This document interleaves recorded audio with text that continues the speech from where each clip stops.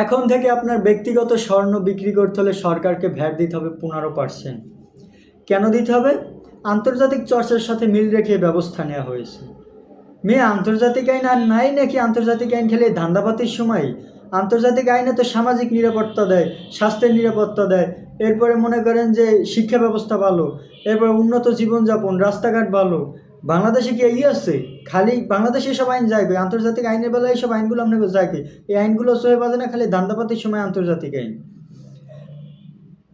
ইউরোপের বিভিন্ন দেশে স্বর্ণকে মূলধন হিসেবে ব্যবহার করা হয়।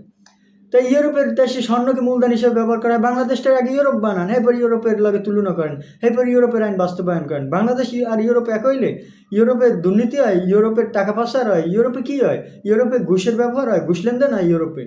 ইউরোপের লাগে মিল রাখছেন, ইউরোপে বিভিন্ন দেশের লাগে মিল রাখছেন, আন্তর্জাতিক আইন ফলো করতেছেন। আন্তর্জাতিক আইনে কি রাস্তায় মানুষ মরে? এগুলোর বিচার এগুলো দানাসাফা দিয়ে রাখে না? রাস্তায় মানুষ মরলে এগুলো দানাসাফা দিয়ে রাখে, এগুলোর কোনো বিচার নাই। এইগুলো আন্তর্জাতিক আইন না, অন্য কিছু আন্তর্জাতিক আইন সহে পড়ে না। খালি দান্দাবাতির বেলায় এই আন্তর্জাতিক আইনগুলো আপনাকে সহে বাজছে চাই, তাছাড়া আপনাকে দ্বারা কোনো আন্তর্জাতিক আইন সহে পড়েই না। ভাই ভকুবাজি বাদ দেন, ঠিক আছে?